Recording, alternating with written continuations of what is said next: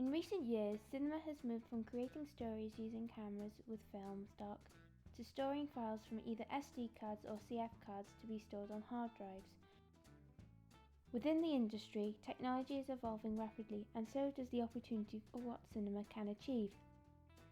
Thus, leading to an interesting question. What is real? Throughout this discussion, we will explore the difficulty with directors with actors, how CGI films are overly dependent on the computer, films are meant to be a place to escape into different realities, and how perceptual realism and computer-generated films can work together. One of the difficulties facing computer-generated films is the performance that actors can give in the film. In the book An Actor Prepares by Stanislavski, he states, "He must develop it, or else leave the theatre, otherwise he will fall into the hands of directors who will make up for his lack by using their own imaginations, and he would become a pawn."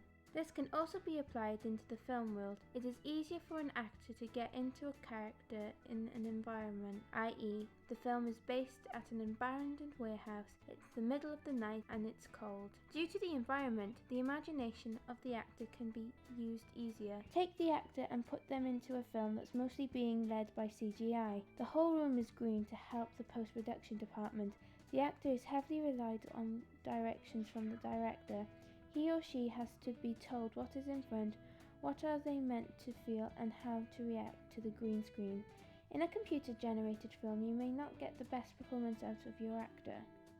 Another difficulty facing computer-generated films is using the computer to do almost all of the work. One film in particular that heavily relied on CGI is the film Avatar by James Cameron. He put his actors into motion capture suits, which would help the visual effects department, and had them act out the scene. All around, they set the scene using blue mats and framework in the studio.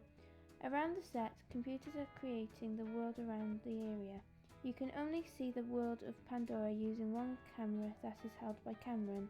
The production team is depending on the computers extensively to create the world of Pandora, thus leading to a lack of imagination. Although these factors result into films with lack of imagination, if anything, these films are reaching out to different branches of imagination. In Andre Bazin's book, What is Cinema?, he discusses how people perceive realism. He states, "The quarrel over realism in art stems from a misunderstanding, from a confusion between the aesthetics and the psychological, between true realism, the need that is to give significant expression to the world both concretely and its essence, and the pseudo-realism of a deception aimed at fooling the eye. Pseudo-realism content, in other words, with illusionary appearances. We can see the aesthetics of realism is what we see as the norm. This can be what people see from day to day in their environment. The psychological realism is what is accepted in the community as the norm. Within the film, the audience forgets what is real and escapes to a world of the film. This is what is described as the pseudo-realism.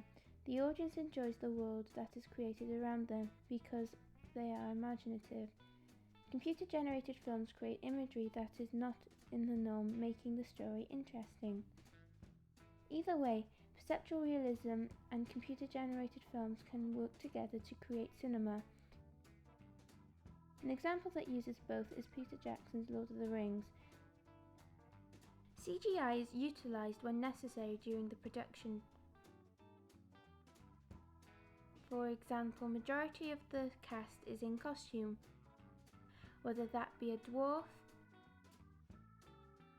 elf, or even a hobbit.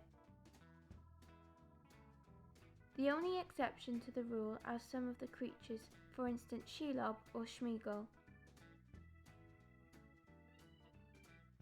Majority of the film is also filmed on location in New Zealand, using some of the picturesque scenery without computer getting involved.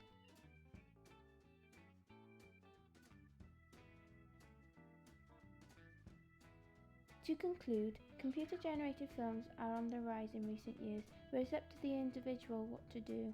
You can use it to create a whole film, or you can use it to enhance a film. In relation to imagination, computer-generated films led into a lot of opportunities with imagination.